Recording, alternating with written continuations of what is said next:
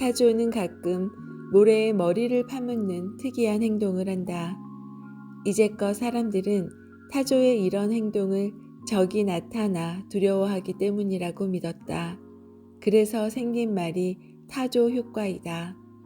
이 말은 위기에 눈을 감아버리는 회피 행동을 가리킨다.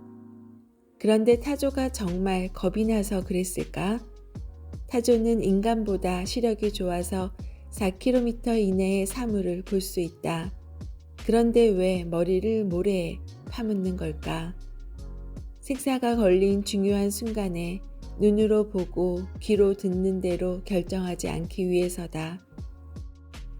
타조는 미세한 진동을 느끼려고 모래에 머리를 박고 온몸의 감각을 최고조로 이끈다. 발소리로 상대를 파악하기 위해서다. 싸울 것인가, 도망갈 것인가, 아니면 위장할 것인가. 위험을 회피하는 것이 아니라 냉철한 판단을 내리기 위해 머리를 땅에 묻는 것이다.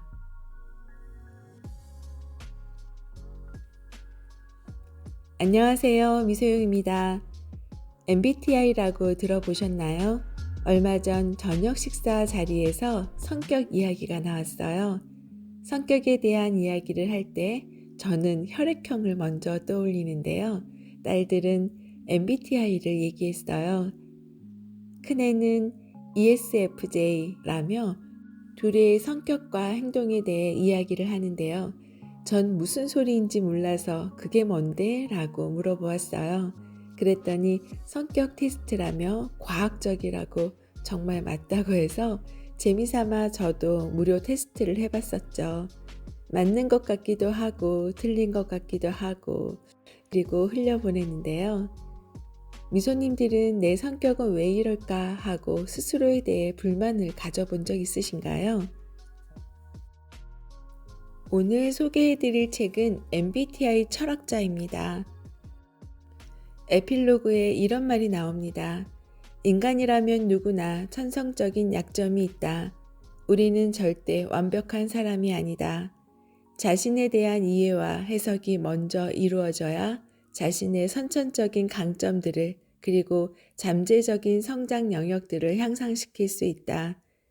자신의 약점조차 예술적이고 이성적인 것들로 표출될 수 있도록 자신을 다듬어 나가는 학습과 훈련을 시작할 수 있고 이러한 과정을 자기 성찰이라고 부를 수 있다. 즉 자신에 대한 이해와 해석을 도와주는 것이 바로 MBTI라고 합니다. 이 책의 저자인 이효철님은 동서양 철학과 MBTI 성격 유형론을 연구하며 그 결과를 현장에 접목하고 있는데요. 철학이란 다르게 느끼는 것이고 다르게 생각하는 것이며 결국 다르게 사는 것이다 라고 말합니다.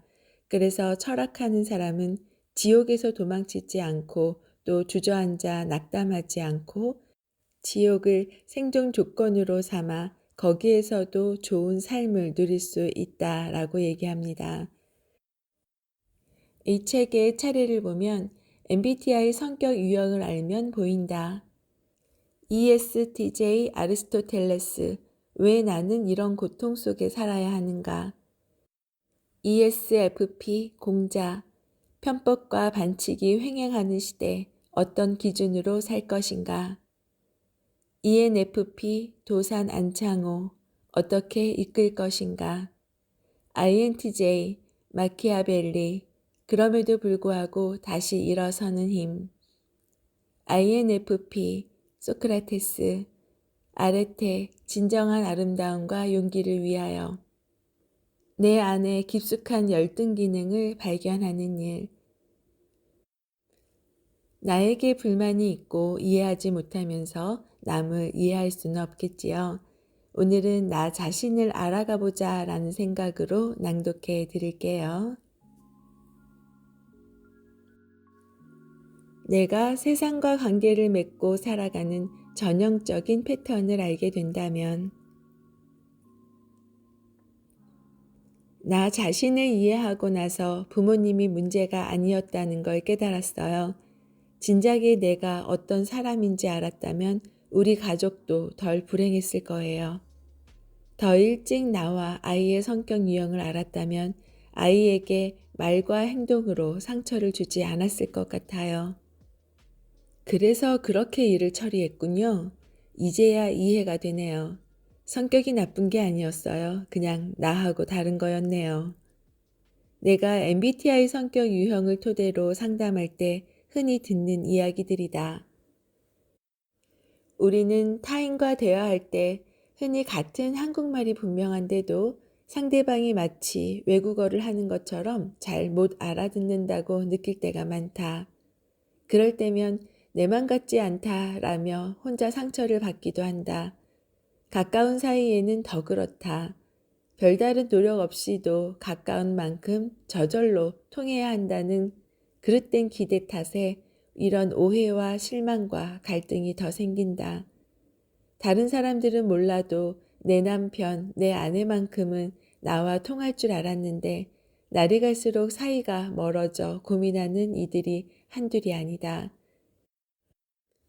실제로 가장 많은 이혼 사유가 성격 차이 아니던가. 내 뱃속으로 난 자식들은 어떤가? 내 마음대로 되기는커녕 도통 그 속을 알기가 쉽지 않다. 같은 핏줄에서 나온 형제 자매들도 태어나면서부터 사뭇 다르다. 가족도 이렇게 마음이 안 통하는데 하물며 학교, 직장에서 만난 이들은 어떠하겠는가? 사람은 바뀌지 않는다. 사람은 근본적으로 다르다. 우리 모두는 저마다 각기 다른 것을 원한다. 다른 동기, 목적, 가치, 욕구를 지니고 있다. 한마디로 타고난 성격이 다르다.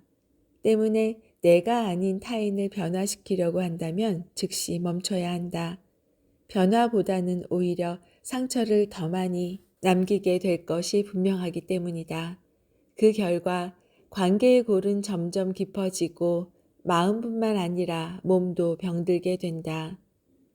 많은 이들이 나에게 묻는다. 과연 사람의 성격은 바뀌는가? 나 자신이나 상대방의 성격을 고칠 수 있을까? 결론부터 말하자면 사람은 바뀌지 않는다. 성격은 한 사람이 가지고 태어나는 고유한 특성이고 자기만의 개성이며 자아를 이루는 근간이다. 알맞은 토양에서 뿌리가 제대로 자리를 잡아야 자기답게 잘 자랄 수 있다. 인간의 본성도 마찬가지다. 자기답게 살아가려면 성장하는 과정에서 타고난 성격을 잘 발달시켜야 한다.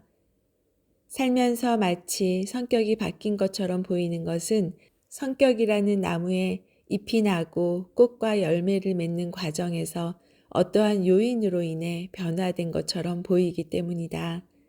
그러므로 성격은 바뀐다기보다 발달한다고 말하는 것이 옳다.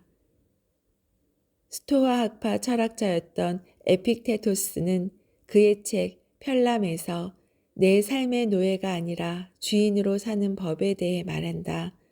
그에 따르면 내 소관과 남의 소관을 제대로 구분함으로써 바랄 것만 바란다면 내 삶의 노예가 아니라 주인으로 살아갈 수 있다.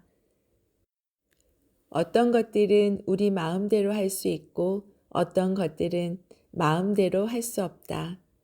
그가 말한 우리가 통제할 수 없는 것들은 우리의 몸, 재산, 명성, 직업, 부모, 친구들, 동료들, 상사, 날씨, 경제, 과거, 미래, 우리가 죽을 것이라는 사실 등이다.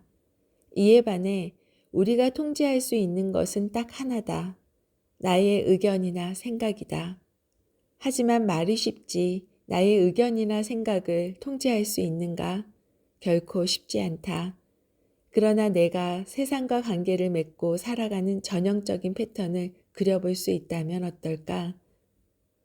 나의 성격 유형을 제대로 안다는 것은 개개인마다 다른 우월하거나 열등한 기능을 잘 이해하는 것이다.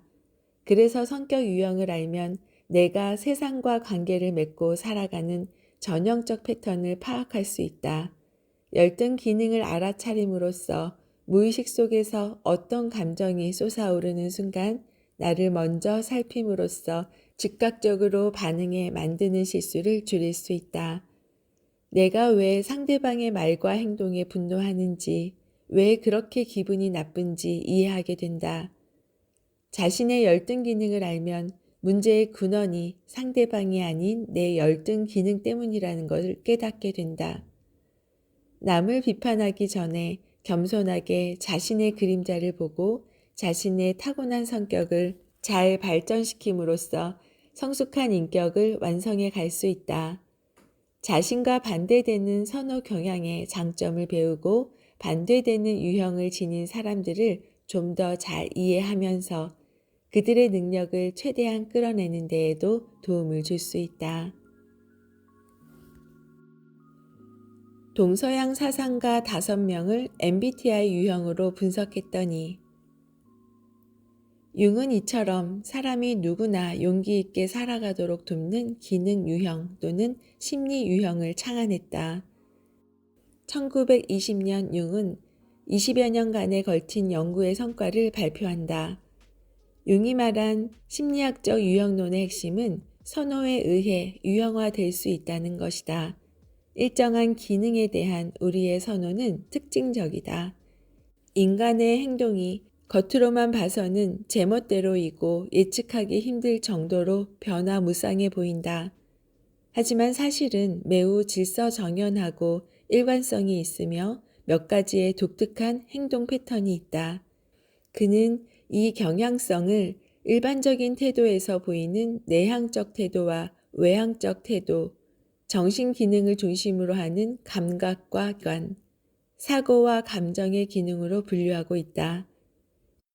이후 이사벨 마이어스와 그의 어머니 캐서린 브릭스는 융의 이론에 입각하여 개인의 차를 유추해낼 수 있는 심리적 도구를 만들기 위해 각 개인의 성격적 특성을 20여 년간 관찰했다. 지속적인 연구 끝에 만들어진 심리 도구가 바로 MBTI다. 이 전체 과정에서 70여 년이라는 세월이 걸렸다. MBTI에 나타나는 지표는 융이 간략하게 언급하고 넘어간 JP 지표도 들어있다. 그래서 현재는 EI, SN, TF, JP 지표가 완성되었다. 그러므로 MBTI는 칼 융의 심리학에 입각한 성격 유형 이론의 다름 아니다. 심리 유형 이론에 입각한 MBTI 성격 유형 검사가 주는 궁극적인 유익은 다름을 틀림으로 여기지 않고 가장 먼저 자기 자신과 온전한 관계를 맺고 더 나아가 타인과의 온전한 관계도 맺도록 돕는 것에 있다. 많은 이들이 성격 유형에 대해 알기 전에는 스스로나 타인에 대해서 걱정하거나 화를 내거나 혹은 고쳐보려는 지극히 비생산적이고 해로운 시도를 한다. 하지만 자신을 제대로 알면 자기에게 합당한 가치와 존엄성을 부여하고 타인 역시 있는 그대로 인정하게 된다.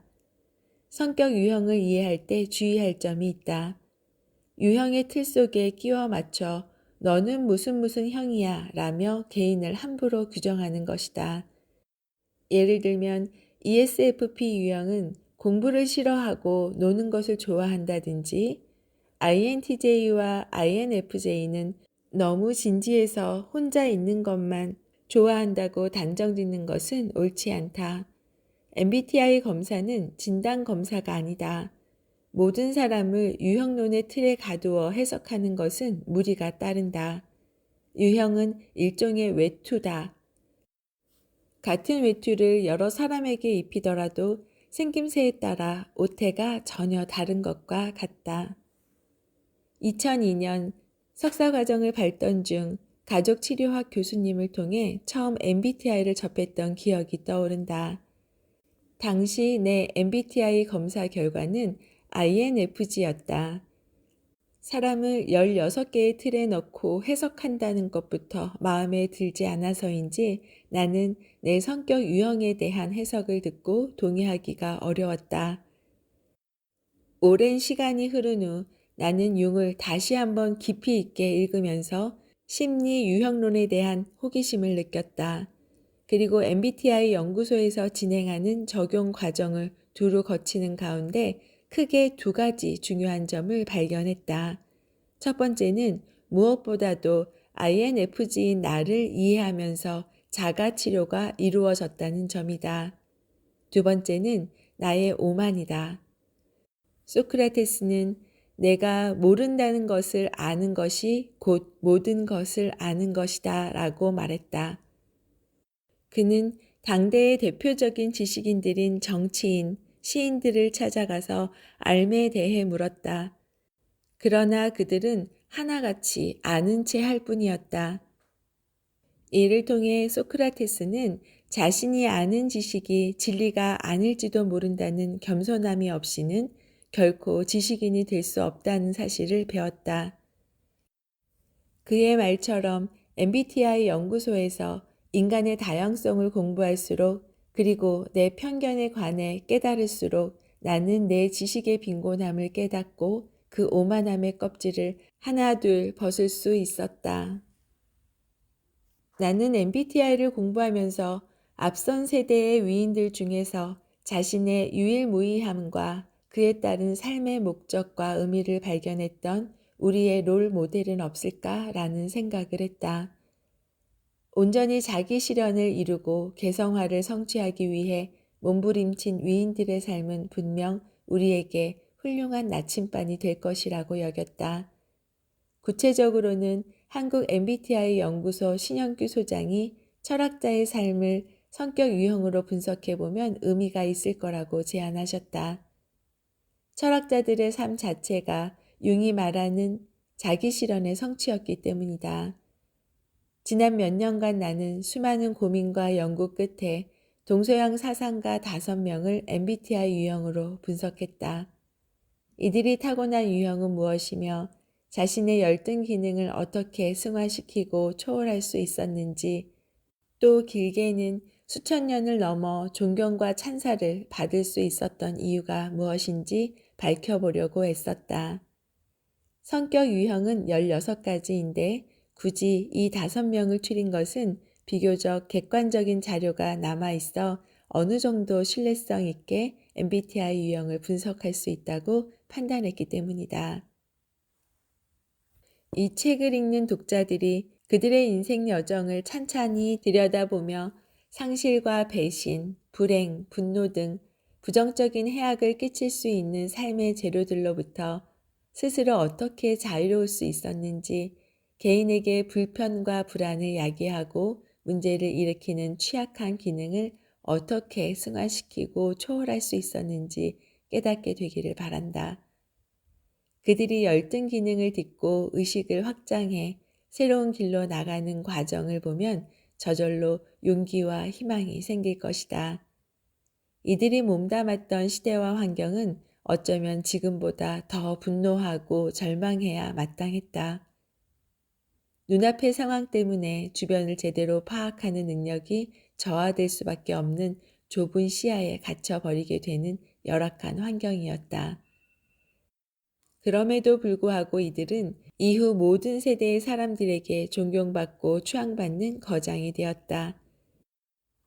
그 거장들이 바로 ESTJ 아리스토텔레스, ESFP 공자, ENFP 도산 안창호, INTJ 마키아벨리, INFP 소크라테스다. 지난 세기 철학자들은 성격 유형으로 분류한 것은 문헌에 근거한 추정 작업이므로 실제와 다를 수 있음을 밝힌다. 이들이 우리와 무엇이 달랐을까? 나는 사색과 성찰에 그 답이 있다고 믿는다. 그들은 우리보다 조금 더 좋은 판단을 내릴 역량을 갖췄을 것이다. 또 자기 안에 자리한 편견과 오만을 또렷하게 인식했다. 그리고 무엇보다 그들은 가만히 멈춰서서 사색에 골몰할 수 있는 사람이었다. 열등 기능을 직면하는 순간, 유와 무는 서로 살게 해준다는 말이 있다. 각 개인과 사회 모두 서로 짝을 이루는 특성들이 있다. 유무, 어려움과 쉬움, 길고 짧음, 높음과 낮음, 음양, 전후 등과 같은 것들이다. 노자는 서로 짝을 이루는 특성들이 분리되고 대립되는 관계가 아니라 상생, 보완의 관계가 있다고 본다. 다름은 틀림이 아니다. 서로 다름이 공존하는 만큼 세상은 오히려 풍부해질 수 있다. 다름이 공존하기에 세상은 조화로워진다. 개인과 집단의 상식과 신념을 초월하여 서로 다름을 인정하는 것으로부터 갈등이 해소될 수 있다. 노자가 극단의 시대에 다름이 상생과 보완의 관계에 있음을 말했다면 서로 다른 타고난 성격의 관점에서 인간 이해를 시도한 서양 철학자들이 있다. 그중 성격 차이가 갖는 중요성에 대해 주목한 최초의 사상가를 꼽는다면 스토아 학파의 그리스 철학자 파나이티오스라 할 수 있다. 그는 인간 본성에 대해 이렇게 말했다. 개별적인 인간이 갖는 개성에서 인간 본성을 만나게 된다. 인간은 두 가면을 쓰고 두 인격의 특성을 내면에 지니고 있다. 스토아 철학자들은 인격이 인간의 제일 중요한 원리이며 조화로운 인격 형성과 개발은 인간의 정신세계를 건강하게 구축하는 것이라고 생각했다. 독일의 철학자 쇼펜하우어는 우리가 각자의 성격은 태어날 때부터 우리에게 주어진 것이라고 보았다. 심지어 어떤 사람의 성격과 동기만 알고 있으면 그가 어떤 행동을 할지도 충분히 예측할 수 있다라고 했다. 독일의 철학자 니체 역시 똑같은 주장을 했다. 그는 우리의 타고난 성격과 소질에 남들이 흉내낼 수 없는 스타일을 부여해야 한다라고 말했다. 자신의 본성이 지닌 강점과 약점의 모든 것들이 예술적이고 이성적인 것으로 나타나고 약점조차 눈을 황홀하게 하는 것이 될 때까지 자신을 다듬는다. 니체는 이를 두고 자기 자신이 된다는 것이라고 말했다. 자기 자신이 되는 사람이란 무엇보다 자기 자신을 통제하고 지배하면서 자신을 일정한 방향으로 길러낼 줄 아는 사람이다. 또한 자기 자신이 된다는 것은 각자가 자신의 타고난 성질대로 사는 것이 아니라 자신의 삶에 하나의 스타일을 부여하는 것이다. 자신의 성격에 스타일을 부여하는 것이야말로 위대하고 희귀한 예술이다. 이는 자신의 성격이나 적성 등을 잘 파악하면서 긍정적으로 승화시키고 발전시켜야 함을 역설한 말이다. 하나의 예술적 계획에 따라 변용하는 사람이다. 이런 사람을 니체는 초인 내지 고귀한 자라고 일컬었다. 개성화를 통해 있는 그대로의 내가 된다면 철학자 쇼펜하우어와 니체가 말했듯이 우리는 천성적으로 타고난 성격과 소질을 가졌다. 사람들이 보이는 차이점이란 서로 다른 방식으로 작용하는 심리적인 선호로부터 나온 행동의 결과라고 결론을 맺는 심리학자가 있다. 바로 스위스의 정신의학자인 칼 구스타프 융이다. 그는 인간은 누구나 태생적으로 타고난 천부적인 재능이 따로 있다고 말했다. 융이 분석 심리학의 핵심은 자기, 마음의 중심의 상징이다. 그는 자신의 심리학설을 설명하면서 노자의 도덕경을 자주 인용했다. 융은 사람들이 가진 특징을 두 가지로 이야기한다. 그는 먼저 타고난 심리적인 선호로부터 나오는 독특한 행동 패턴이 있다고 보았다. 사람들은 성격, 적성, 지능 등 거의 모든 것을 가지고 타고난다. 선천적인 경향성을 가지고 태어나며 이러한 성격의 경향성은 환경의 여러 가지 자극들과 상호작용하면서 독특한 성격의 유형 체계가 형성된다고 보았다.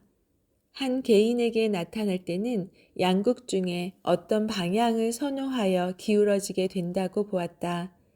여기서 선호라 함은 심리적으로 더 선택하게 되고 더 지속적으로 일관성 있게 활용하게 됨으로써 더 편하게 느끼고 더 쉽게 끌리는 것을 의미한다.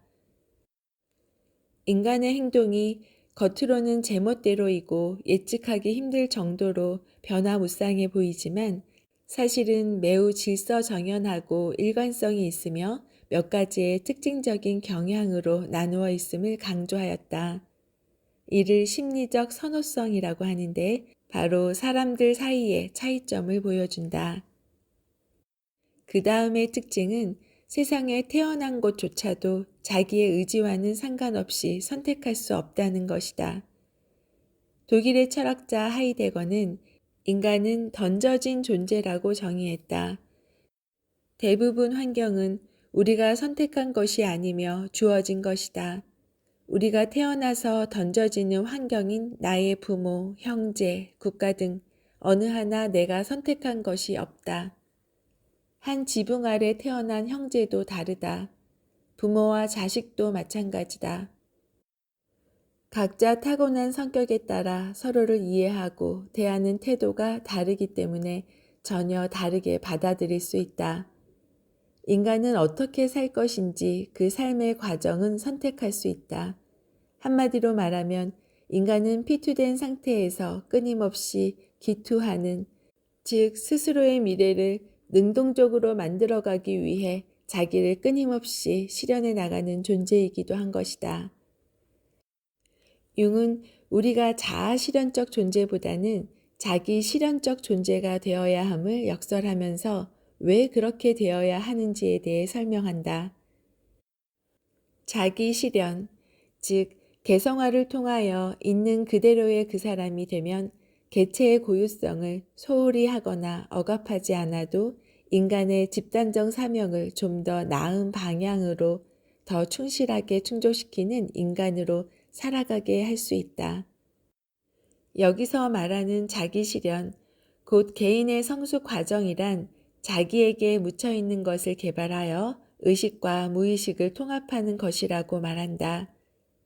궁극적인 목적은 자신의 유일무이함을 발견하고 자신만의 목적과 의미를 찾는 것이다. 이를 개성화라고 한다. 그 과정에서 개인이 온전히 성숙하려면 천성적으로 타고난 성격의 약점을 발견해야 한다. 성격 유형론에서 이를 열등 기능이라고 한다. 이 열등 기능 때문에 우리는 때로는 분노하게 되고 좁은 시야, 심리게임 등에 빠지게 되거나 상대방에게 그림자를 투사하게 된다. 좁은 시야에 빠지게 되면 눈앞의 상황에만 집중하느라 주변에서 일어나는 현상을 제대로 이해하거나 파악하는 능력이 저하된다. 그러나 열등 기능이 가진 놀라운 역설이 있다. 열등 기능의 영역에 들어서는 순간 생명력의 집중 현상이 생긴다. 바로 그때 내가 어떻게 반응하는지 알아차려야 한다. 결국 자신의 성격 유형을 제대로 알아간다는 것은 자신의 열등 기능을 제대로 이해하게 된다는 말과 같다. 내가 왜 그렇게 상대방의 특정한 말과 행동에 분노하게 되었는지, 왜 그렇게 기분이 나빴는지 이해하게 된다. 사람은 자신의 열등 기능을 직면하는 순간 겸손해질 수밖에 없다. 문제의 근원은 상대방이 아닌 내 안에 있는 열등 기능 때문이었음을 깨닫게 된다. 남을 비판하기 전에 겸손한 마음으로 자신의 그림자를 보며 그것을 잘 살려 발전시킴으로써 점점 성숙한 인격이 완성되어 간다. 이 세상 어느 관계도 완전하게 서로에게 만족할 수는 없다. 융은 이러한 불균형한 관계를 무조건 부정적으로 볼 것이 아니라 우리에게 부족한 부분을 보완해서 개성화를 향해 가는 기회로 삼으라고 한다. 타인은 우리의 모습을 비추어 주는 거울이다. 우리는 타인과의 관계를 통해 자신에 대해 알 수 있다. 서로 짝을 이루는 특성들이 서로 분리되고 대립되는 관계가 아니라 상생, 보완의 관계에 있다라는 노자의 말과 일맥상통한다. 융은 사람은 자신의 인격이 어떤지 모른다. 다른 사람이 알게 해주어야 한다라고 말했다. 이처럼 성숙한 인격이 완성되어 가는 과정은 자신의 부족한 점을 알고 자기 중심적인 성향에서 벗어나 사랑하고 더불어 조화롭게 사는 것의 소중함을 깨달아 가는 것이다. 일찍이 노자도 도덕경에서 성숙한 인격이 완성되어 가는 과정에 대해 말했다. 제8장에 보면 가장 훌륭한 덕은 물과 같다라고 했다. 노자가 물을 훌륭한 덕이라고 했던 세 가지 이유 중 처중, 인지, 소호를 주목해야 한다. 물은 사람들이 싫어하는 낮고 소외된 곳으로 흘러간다는 말이다. 그 낮고 깊은 곳, 소외된 곳에 머물며 다른 사물의 수분을 공급하고 이롭게 한다. 물은 그곳에 생명을 불어넣는 특징을 가졌다. 낮은 곳으로 흐르는 물은 겸허한 자세를 의미한다. 우리의 자아의식을 넘어서는 의식 아래의 세계, 곧 무의식에 대한 겸허한 자세를 가져야 한다는 것이다. 라틴어로 렐리기오의 자세를 견지하는 것, 다시 말해 자아의 오만을 버리는 것이다. 자아의 오만을 버리면 과거와 현재의 삶이 새로운 관점으로 이해되고 해석되기 시작한다.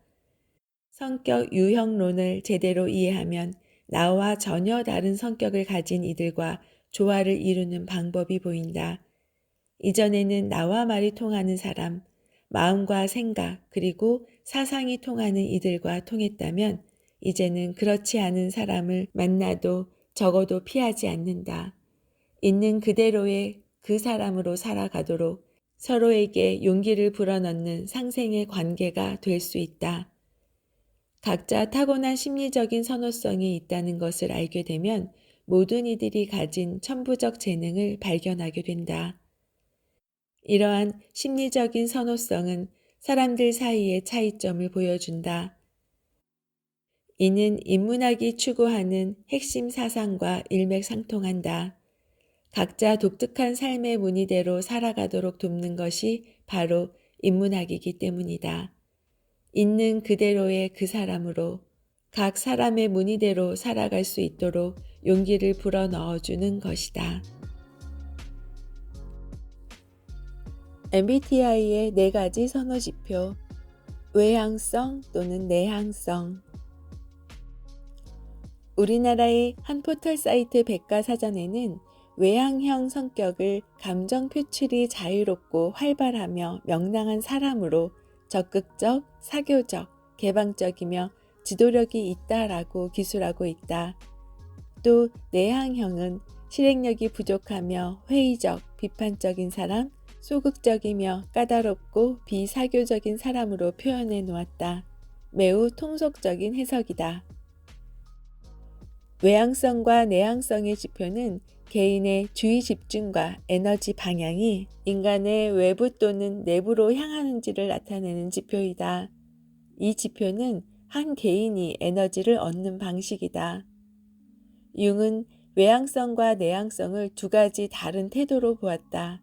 그는 태도에 대해 태도를 보인다는 것은 일정한 사건에 대해 선천적인 선호를 보인다는 의미로 설명했다. 그러면서 외향적인 사람은 에너지가 주로 외부의 사랑과 자신의 외부 환경에서 발생한 사건에 쏠리는 반면 내향적인 사람은 에너지가 주로 내적인 생각과 자신의 내면적 환경에 경험이 쏠린다라고 설명했다. 융은 외향성과 내향성을 관심 방향의 차이로 설명하면서 외향성은 관심이 밖으로 향하며 객관 세계로 뛰어들어 그것과 관계를 맺는데 서슴지 않고 때로는 객체를 바꾸는데 적극적으로 관여한다.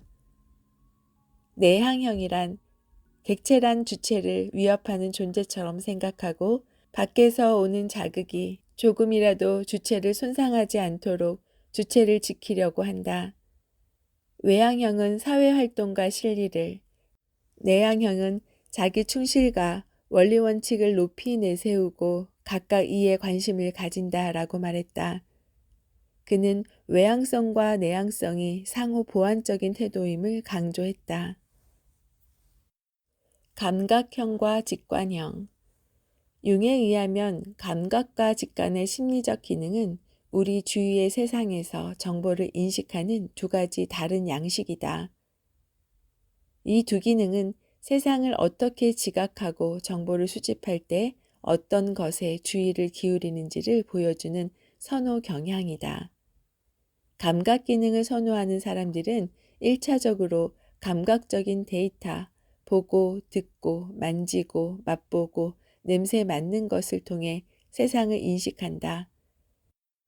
감각기관은 현재 발생한 것만 자각할 수 있기 때문에 감각을 선호하는 사람은 자신의 오감을 통해 관찰 가능한 사실이나 사건을 잘 받아들인다.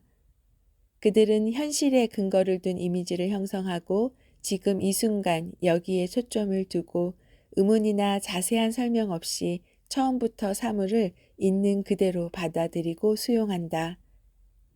자기가 현재 직접 경험하고 있는 일을 중시하며 현실적이고 관찰 능력이 뛰어나고 세세한 것까지 기억을 잘하며 구체적이다. 감각적인 사람들은 다른 이들에게 말을 할 때 그들의 경험과 과거에 관심을 둔다. 직접적 경험에 초점을 맞추며 실용적이며 정확하게 일을 처리하지만 숲을 보지 못하고 나무만 보는 경향이 있어 전체를 조망하지 못할 때도 많다. 직관 기능을 선호하는 사람들은 감각을 통해서 들어오는 정보를 육감이나 통찰을 통해서 즉각 번역하여 그 이면의 가능성이나 의미를 보려고 한다. 이들은 구체적인 사실보다는 전체를 파악하고 본질적 패턴을 이해한다. 현재에 안주하기보다는 새로운 가능성을 추구해 나가며 미래의 성취와 변화 그리고 다양성을 즐긴다. 상상력이 풍부하고 이론적이고 추상적이다. 관습적인 것보다는 창조적이고 독창적인 것을 선호한다.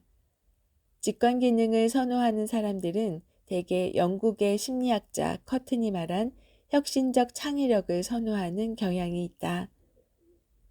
뭔가 다른 방식으로 일하고 새로운 패러다임으로 만드는 데 초점을 두며 문제를 새롭게 정의한다. 이들은 전체를 보는 눈이 있으나 구체적으로 현실적인 부분을 간과할 수 있다. 사고형 또는 감정형. 사고와 감정 기능은 인식된 정보를 가지고 판단을 내릴 때 사용하는 기능이다. 이 두 기능은 의사결정과 판단에 관련된 선호 경향이다. 지능과 정서는 유형 이론과는 연관성이 없다. 사고형이 객관적이라면 감정형은 주관적이다. 감정형의 논리는 분석보다는 자기 자신이나 타인에게 어떤 영향을 줄 것인가 하는 점을 더 중시한다. 융과 마이어스에 의하면 사고라는 개념은 지능이나 유능을 의미하지 않으며 감정이라는 개념도 정서를 뜻하지 않는다. 여기서 말하는 사고형은 생각을 많이 한다는 의미가 아니라 판단할 때의 기준, 객관성과 원리 원칙을 가리키며 감정형은 정서가 아닌 판단 기준, 사람과의 관계를 중시하는 판단을 나타낸다. 생각은 오히려 사고형보다 내향형이 많다. 사고 기능을 선호하는 사람들은 객관적인 기준을 바탕으로 정보를 비교, 분석하고 논리적인 결과를 바탕으로 판단을 한다. 사고형은 인간관계의 논리에 의존하며 결정을 내릴 때 이성을 적용함으로써 객관적인 태도를 보이는 경향이 있다. 이들의 관심 주제는 사실과 진리이다. 인정에 얽매이기보다는 원칙에 입각하여 판단하며 정의와 공정성, 무엇이 옳고 그른가에 따라 판단한다. 일관성, 타당성을 중시한다.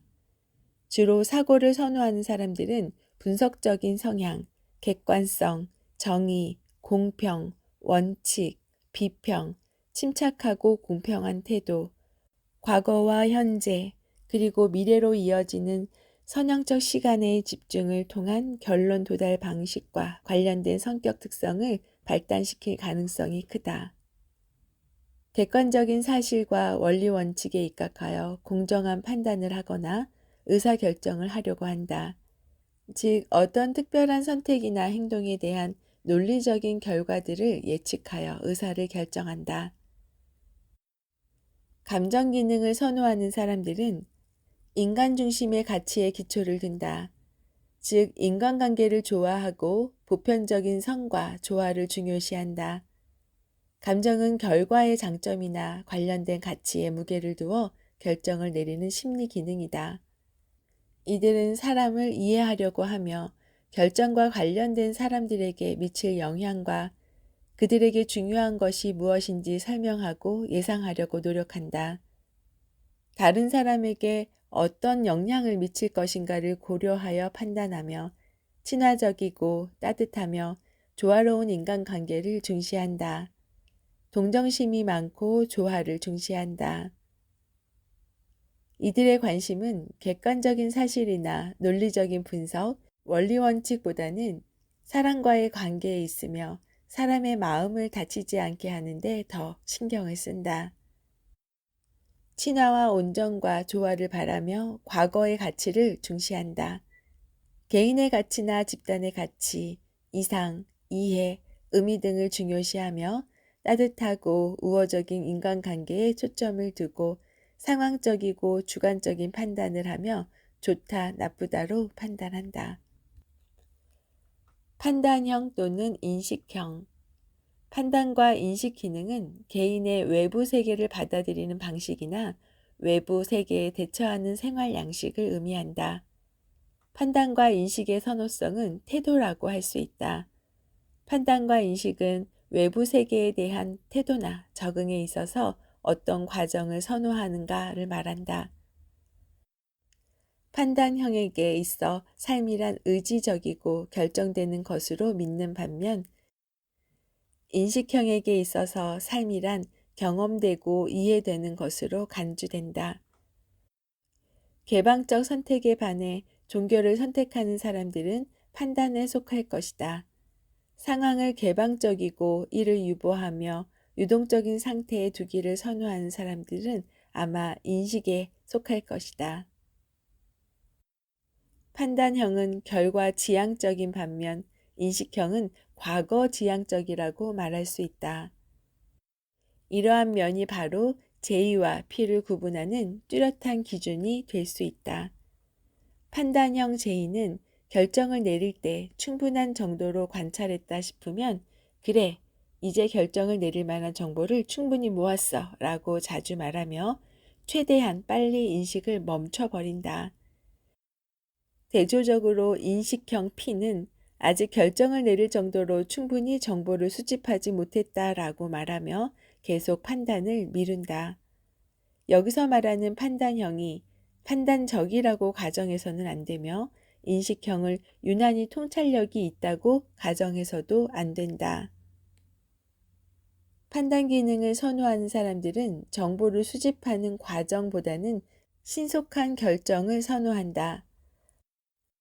판단이란 개념은 판단력을 뜻하는 것이 아니며 또한 무엇을 평가한다는 의미가 아니라 이른바 외부 세계에 대한 태도 및 외부 세계에 적응해 나가는 방식을 뜻한다. 이들은 외부 세계에 대해서 결단력이 있으며 종결과 완성, 구조를 선호하는 편이다. 그들에게는 모든 것에 원리 원칙이 있으며 그 원리 원칙을 준수할 필요가 있다. 삶은 결정되고 의지적으로 만들어지며 계획되고 체계화되는 것이다. 이들은 미리 계획하고 환경을 통제하기를 원하며 일의 우선순위를 정하여 그 일이 정확히 시간에 맞춰 마무리될 수 있는 일정에 따라 자기 삶을 구조화하고 싶어 한다. 판단형은 외부로 표현되는 행동도 단호하고 빈틈없고 생산적이며 목적의식이 뚜렷하다. 즉 생활을 조절하고 통제하기를 원하면서 계획을 세워 질서 있게 이끌어간다. 미리 예정되어 있고 조직화된 생활을 하는 것과 관련된 선호 경향이다. 인식 기능을 선호하는 사람들은 개방적이며 호기심을 갖고 주변 환경에 어떠한 변화무쌍한 상황에도 적응할 수 있다. 이들은 감각과 직관을 선호하는 유형으로 정보가 들어오는 것을 관찰하며 새로운 정보를 받아들이기 위해 결정을 최대한 유보한다. 상황에 맞추어 자율적으로 살아가기를 원하며 개방적이고 유연성 있는 생활 방식을 선호한다. 이들은 들어오는 정보 그 자체를 받아들이기를 즐긴다. 삶을 통제하고 조절하기보다 상황에 맞추어 잘 적응하며 이해하려는 편이다. 융통성이 있으며 흐름에 맞추어 순응하려고 한다. 주변 상황에 적응력이 있다. 계획과 통제를 싫어하며 새로운 경험 상황, 모험, 자유를 좋아한다. 보다 자율적이고 융통성 있는 방식으로 생활을 하고자 한다. 외부 세계에 대해 항상 개방적인 태도를 지닌 채 순간에 반응하면서 자주 변화하는 경향이 있다. 종종 한꺼번에 여러 프로젝트를 실행하며 그로 인한 다양성과 도전을 즐긴다. 결정을 미루는 경향이 있는데 이는 항상 더 많은 데이터를 이용할 수 있다는 것을 알고 어떤 개념이나 선택에 묶이기 전에 그 무한한 가능성을 탐구하려고 하기 때문이다. 만약 새로운 통찰과 정보가 생긴다면 모든 결정이 잠재적으로 수정 가능해진다. 16가지 성격 유형의 특징. ISTJ, 외향적 사고를 지닌 내향적 감각. 세상의 소금형, 신용가, 절약가, 보수파, 준법자. 한번 시작한 일은 끝까지 해내는 사람들. 이들은 조용하고 신중하다. 철저함과 확실성으로 좋은 결과를 얻는다. 현실적, 사실적, 체계적, 구체적, 책임감이 강하다. 관계에 매우 중요하다. 꾸준히 자신의 일을 해나간다. 전통과 성실을 가치 있게 여긴다. 이들에게 가장 중요한 것은 능력과 책임이며 다른 사람들도 본분을 지켜주길 바란다. 혼자 일하는 것을 좋아하는 편이고 설명할 수 있는 결과를 선호한다. 이들은 논리적, 분석적이며 자신의 의견에 관해 명확하고 확고부동하다. ISFJ, 외향적 감정을 지닌 내향적 감각. 임금 뒤편의 권력형, 보호자, 관리자, 공급자, 봉사자. 성실하고 온화하며 협조를 잘하는 사람들. 이들은 현실적이며 실제적이다. 조화와 화합의 가치를 두고 있다. 조용하고 다정하며 성실하다. 친절하며 헌신적이고 책임을 충실하게 이행한다. 세부적이고 친밀하며 반복적인 일을 끝까지 수행하는 등 인내심이 강하다. 기존의 절차와 권위를 존중한다. 사람들과의 상호작용에 겸손하고 조용한 편이다. 다른 사람들이 어떻게 느끼는지에 관심이 많다. 자신과 다른 사람의 감정에 민감하다. ESTP, 내향적 사고를 지닌 외향적 감각. 수완 좋은 활동가형, 활동가, 주창자, 수완가, 촉진자, 친구, 운동, 음식 등 다양한 활동을 선호하는 사람들. 이들은 관찰이 예리하며 현실적이고 실제적이다. 이성적인 문제 해결자, 활동적이고 모험적인 분쟁 해결자이다. 주변에서 벌어지는 모든 일에 관심을 가지며 변화를 요구하는 상황에 창의적으로 대응한다. 직접적인 경험을 포함한 행동을 통해서 배우는 것을 선호한다. 이들은 무엇을 판단하려 하기보다는 융통성 있게 다루고자 한다. 규칙이나 표준 절차를 좋아하지 않고 현존하는 시스템을 새로운 방식으로 사용하는 것에 관심을 둔다. ESFP, 내향적 감정을 지닌 외향적 감각. 사교적인 유형, 낙천가, 현실가, 접대가, 사교가, 분위기를 고조시키는 우호적인 사람들. 이들은 사교적이고 낙천적이며 융통성 있고 잘 적응한다. 재치 있고 동적이며 우호적이다. 적응력이 있는 현실주의자들이다. 보고 듣고 경험한 것에 의존한다. 개방적이고 관용적이며 대체로 사람을 잘 받아들인다. 주위의 사실이 무엇이든 그대로 수용하고 받아들이는 편이다. 사람에 대해 관심이 많으며 인간관계에 특별한 재능을 발휘한다. 새로운 사람과 환경에 빨리 적응하는 편이다. INTJ, 외향적 사고를 지닌 내향적 직관, 과학자형, 과학자, 이론가, 발명가, 독창가, 전체적으로 조합하여 비전을 제시하는 사람들. 이들은 통찰력 있고 명확하며 이성적이다. 16가지 유형 중에 가장 독립적이고 단호하다. 개념적이고 간결하며 의지와 결단력, 인내심을 가지고 있다.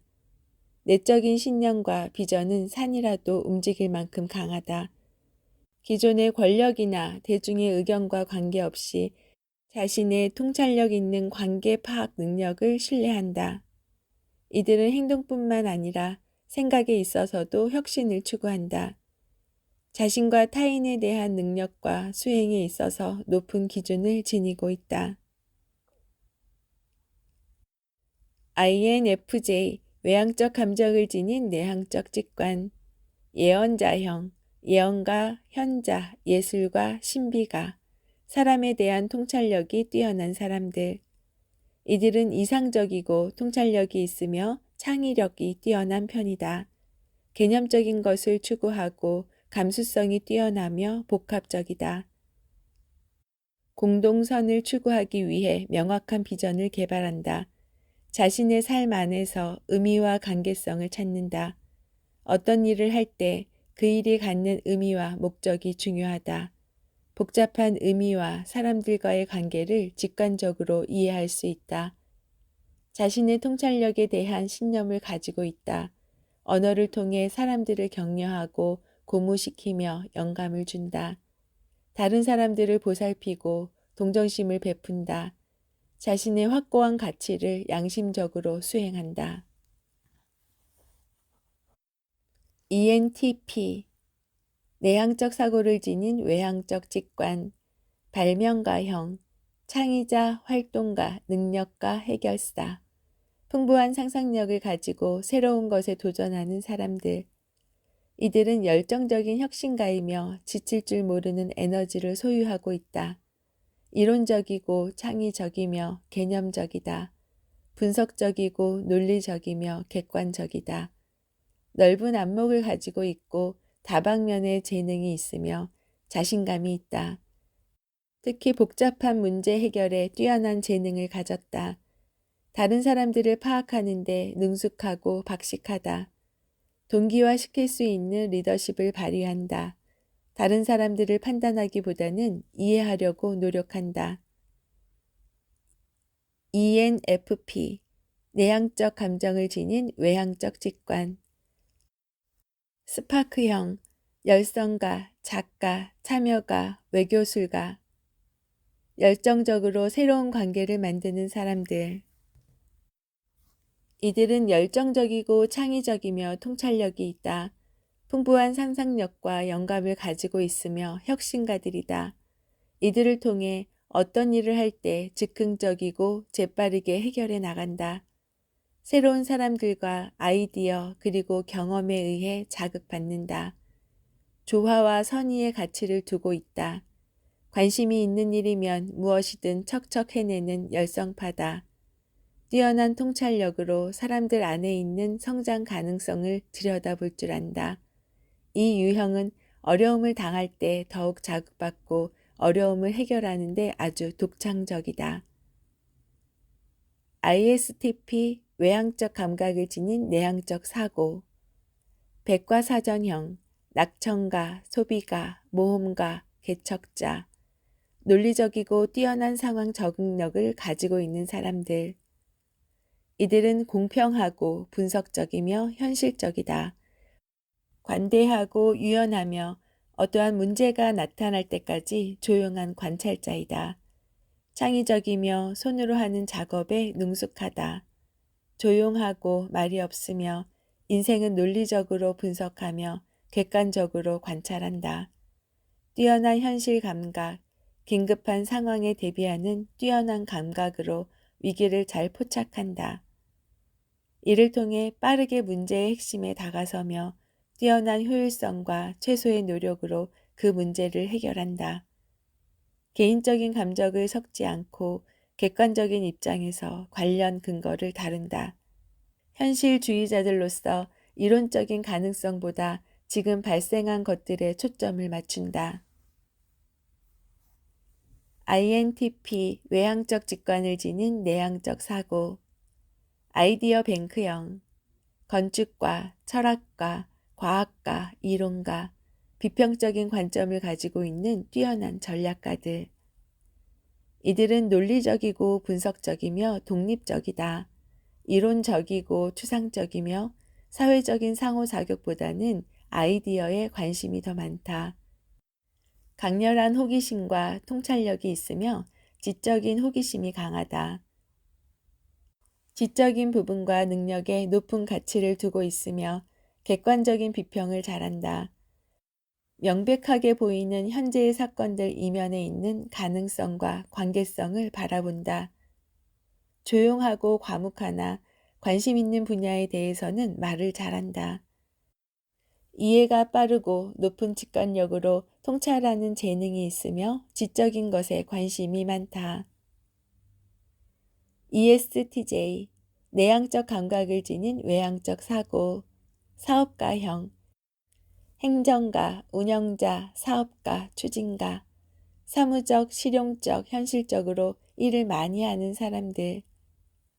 이들은 논리적이고 분석적이며 체계적이다. 현실적이고 사무적이며 실용적이다. 가능한 한 가장 효율적인 방법으로 결과를 얻는 것에 초점이 맞춰져 있다. 일에 있어서 시스템과 업무의 상세한 계획들을 잘 이해하기 때문에 훌륭한 관리자들이다. 어떤 계획이나 결정을 내릴 때 확고한 사실에 바탕을 두고 이행한다. 이를 조직하여 프로젝트를 계획하고 추진 능력이 있다. 분명한 규칙을 중요하게 여기며 그에 따라 행동한다. 이들은 능력, 효율성, 결과에 가치를 두고 있다. 다른 사람들과 상호작용하며 함께 일하는 것을 즐긴다. ENTJ, 내향적 직관을 지닌 외향적 사고, 지도자형, 지도자, 통솔자, 정책자, 활동가, 비전을 가지고 사람들을 활력적으로 이끌어가는 사람들. 이들은 분석적이고 논리적이며 혁신적인 이론가다. 도전적이고 객관적이며 공평하다. 전략적으로 비전을 제시한다. 지적인 것에 호기심이 많고 능력에 가치를 둔다. 활동적이며 행정적인 일과 장기 계획을 선호한다. 목적을 달성하기 위해 사전 준비를 철저하게 하고 조직적으로 계획하며 체계적으로 추진한다. 솔직하고 결단력이 있으며 리더십이 있다. 결정력과 통솔력이 있으며 거시적인 안목으로 일을 추진해 간다. 새로운 지식에 관심이 많으며 복잡한 문제나 지적인 자극을 주는 새로운 아이디어에 호기심이 많다. ISFP, 외향적 감각을 지닌 내향적 감정, 성인 군자형, 예술가, 온정가, 낙천가, 연기자, 따뜻한 감성을 가지고 있는 겸손한 사람들. 이들은 온화하고 사려 깊으며 현실적이다. 친절하고 민감하며 헌신적이다. 관용적이고 개방적이며 융통성이 있다. 다른 사람들에게 동정적이며 그 따뜻함을 말보다는 행동으로 나타낸다. 16가지 성격 중 자신 능력에 대해 가장 겸손하다. 일을 할 때 목표에 도달하는 것에 조바심을 내지 않으며 여유를 갖는다. 그러나 이들이 믿는 어떤 것들을 행하고자 할 때에는 열정과 헌신을 가지고 임한다. 조용하지만 즐거운 느낌을 가지고 현재를 살아가는 존재들이다. 사람들의 행복과 복지에 기여할 수 있기를 바란다. INFP, 외향적 직관을 지닌 내향적 감정, 잔다르크형, 탐색가, 예술가, 신념가, 이상가, 이상적인 세상을 만들어가는 사람들. 이들은 이상적이고 창의적이다. 새로운 아이디어에 대한 호기심이 많고 통찰력과 긴 안목으로 앞을 내다본다. 이해심 많고 적응력이 좋으며 대체로 관대하고 개방적이다.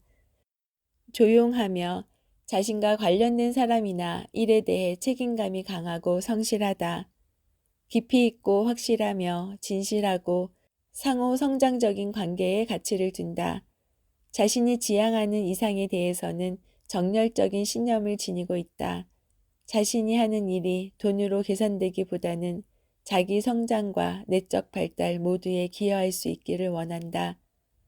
노동의 대가를 넘어서 자신이 하는 일에 의미를 찾고자 하는 경향이 있다. 자신이 중요하다고 믿고 있는 양심에 따라 행동한다. 인간을 이해하고 인간 복지에 기여할 수 있는 일을 하기 원한다. ESFJ, 내향적 감각을 지닌 외향적 감정, 친선도모형, 사교가, 봉사자, 친선도모자, 협조자, 친절과 현실감을 바탕으로 타인에게 봉사하는 사람들. 이들은 동정적이고 친절하며 재치가 있다. 인하를 도모하는 일을 중요하게 여기고 실제적이며 성실하다. 사회적이고 사교적이고 열정적이다.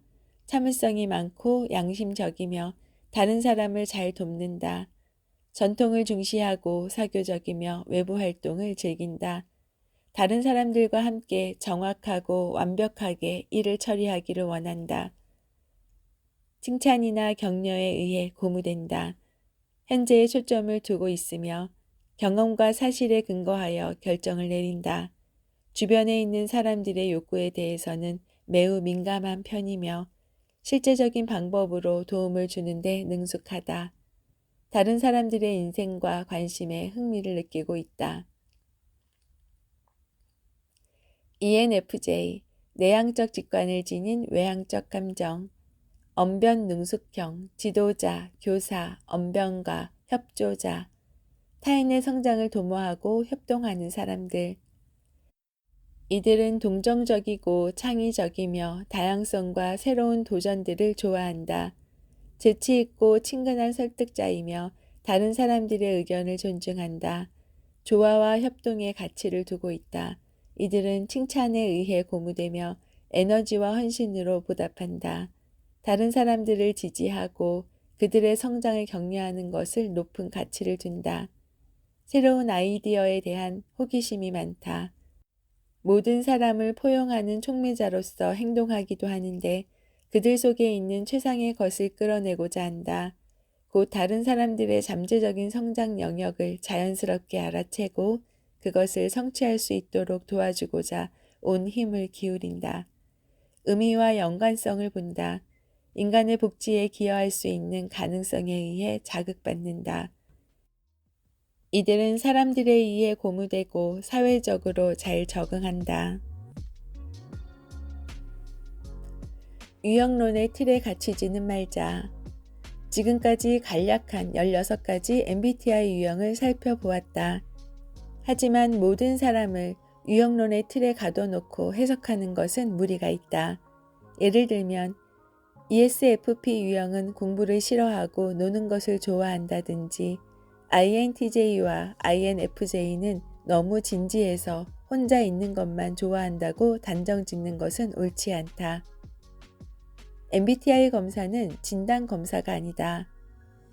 요즘 성격 유형에 따라 서로 궁합이 잘 맞는 사람과 그렇지 않은 사람을 알아차리는 도구로 사용하기도 한다. 하지만 이런 시도는 애초에 융이 말한 성격 유형론의 목적과는 전혀 맞지 않는다. 나의 성격 유형을 제대로 안다는 것은 자신의 열등 기능을 잘 이해하는 것이다. 그리고 나와 다른 사람을 인정하고 더 잘 협력하고자 노력하는 것이다. 극단의 시대에 서로 등지고 대립하는 대신 상생 보완의 관계로 나아간다. 2차 세계대전 속에서 인권이 쓰레기처럼 취급당하는 것을 본 이사벨 마이어스는 심리 유형에 대한 연구를 계속했다. 위기 속 극단의 시대, 배제와 혐오의 시대, 정치, 경제, 사회를 망라하고 온갖 문제들이 넘쳐났다. 이러한 때에 과연 MBTI가 어떤 유익을 주었을까? MBTI의 가장 큰 유익은 바로 개성화, 즉 온전함을 이루는 길을 발견하는 것이다. 다름을 틀림으로 여기지 않고 가장 먼저 나 자신과 더 나아가서는 타인과도 온전한 관계를 맺도록 도와준다. 그럼 어떻게 자기 실현에 이룰 수 있을까? 만일 성격 유형이 INTJ라고 해보자. INTJ는 사고형이며 독창적, 이론적, 독립적, 객관적, 미래지향적이고 지적 호기심이 많다. 그러나 천성적으로 타고난 성격이라 해도 모든 사람이 이런 행동 패턴을 보일까? 아니다. 인간이라면 마땅히 갖춰야 할 기본적인 성품이 훈련되지 않으면 INTJ의 독특한 패턴이 잘 드러나지 않는다. 전혀 INTJ 같지 않은 사람도 있다. 의심스러울 정도로 말이다. 왜 그럴까? 융은 4가지 심리 기능인 감각 S, 직관 N, 사고 T, 감정 F, 이 4가지의 발달 정도는 개인에 따라 다르다고 말했다. 하지만 특정 기능이 잘 발달되며 기능이 발달한 정도에 따라 기능 위계가 생긴다고 했다. 이를 주기능, 부기능, 3차 기능, 열등 기능으로 불렀다. 앞글자만 따서 주부 3열이 외부에 드러나는 태도와 삶의 방식이 조화의 상생의 가치로 드러나려면 타고난 심리적 선호 외에 또 필요한 것이 있다. 그것은 바로 인간으로서 마땅히 갖춰야 할 정서와 품성의 덕이다. 이사벨 마이어스와 그의 아들 피터 마이어스는 공저 서로 다른 천부적 재능들에서 이렇게 말했다.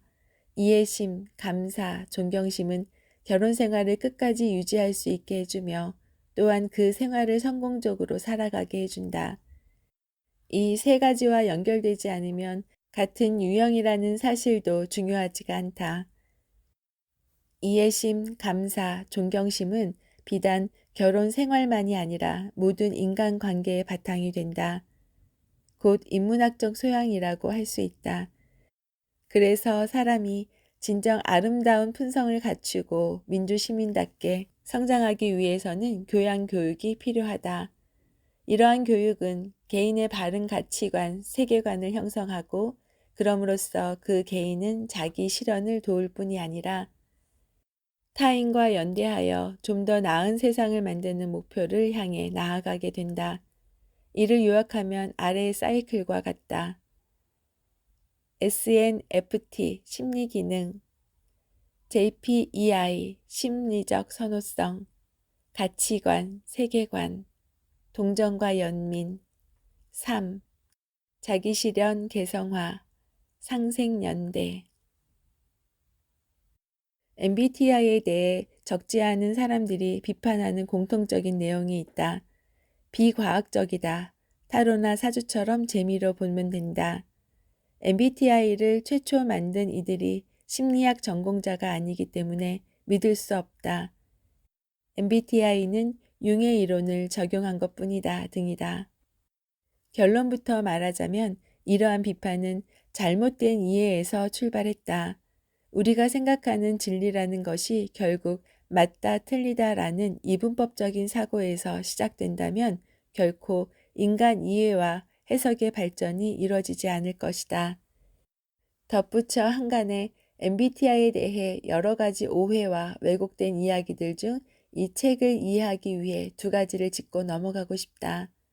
먼저 자신의 진정한 유형을 발견하려면 폼 M 기본 검사지로 각각 다른 상황에서 2번 이상 검사해 볼 것을 권장한다. 왜냐하면 심리 유형 이론에 기반한 검사이기 때문에 환경과 상황, 내적 상태에 따라 충분히 결과가 다를 수 있기 때문이다. 환경이 본인의 선호 유형이 아닌 다른 유형을 표현하도록 강요할 수 있다. 사람들은 가정과 직장에서 다른 유형이 될 수 있다. 소위 집 유형과 직장 유형이다. 자신의 최적 유형을 알아보려면 직장 외적 상황에서 검사해야 한다. 최근 이와 관련된 연구 주제를 보면 타당성은 직장 환경에서 50%인 것에 비해 직장 외의 환경에서는 92%까지 올라간다라는 기록이 있다. 그 다음에 유의할 점은 타당도가 거의 없는 무료 검사보다는 주식회사 한국 MBTI 연구소에서 정식으로 교육받은 일반 강사를 통해 검사해야 그 타당도를 신뢰할 수 있다는 것이다. MBTI 검사보다 해석이 더 중요하기 때문이다. 만일 폼 M 기본 검사 이후 자신의 더 세밀한 성격 유형을 알고 싶다면 폼 Q로 검사하면 된다. 우리의 성격과 성품이 삶의 태도로 드러나는 것은 종합예술의 결과라고 할 수 있다. 니체가 말했듯이 한 인간의 삶은 위대하고 희귀한 예술이다. 저는 책을 읽으며 우리 가족의 성격과 그동안 서로 어떻게 맞춰왔는지 생각하게 되었어요. 먼저 남편과 저는 완전히 다른 성향을 갖고 있어요. 참 안 맞다라고 생각했던 적이 있었는데요. 반대로 보면 내가 결점이라고 생각한 부분을 남편이 갖고 있어요. 만약 서로 자기 주장이 맞다고 설전을 펼친다면 자주 부딪혔을 텐데요. 시간이 갈수록 각자의 개성을 인정해주고 대신 서로에게 부족한 부분은 채워주는 것이죠. 결점으로 실수할 수 있는 상황을 서로 해결해주는 해결사 역할을 하고 있어요. 아이들도 마찬가지예요. 성격이 완전히 다른 두 아이지만 각자 타고난 기질과 재능이 있어요. 자신감을 갖고 자기 실현을 할 수 있도록 이야기를 들어주고 응원해 줍니다. 오늘 책 속의 글로 마무리합니다. 나는 누구인가? 더 크고 온전한 나로 성장하려면 어떻게 해야 하는가? 다름을 틀림으로 여기지 않고 나 자신은 물론 타인과 온전한 관계를 맺으려면 어떻게 해야 할까? 나 자신을 객관적으로 분석하고 이해해야 냉철한 사색과 성찰을 할 수 있다. 그래야 눈으로 볼 수 없는 타인의 본심을 읽고 세상의 본질을 꿰뚫는 힘이 생긴다. 한 치 앞도 볼 수 없는 위기의 시대, 그래서 철학이 더욱 필요하다. 어떤 의미에서 우리는 모두 철학자여야 한다. 철학을 통해 내 삶의 가치에 대한 답을 내려야 한다. 여기에 MBTI가 더해지면 누구나 타고난 재능을 살리고 약점은 보완하여 최선의 인생을 만들 수 있다. 누구도 내 인생을 대신 읽어줄 수 없다. MBTI 철학자로 나와 내 인생을 해석하는 전문가가 되어보자. 감사합니다. 사랑합니다. 오늘도 행복하세요.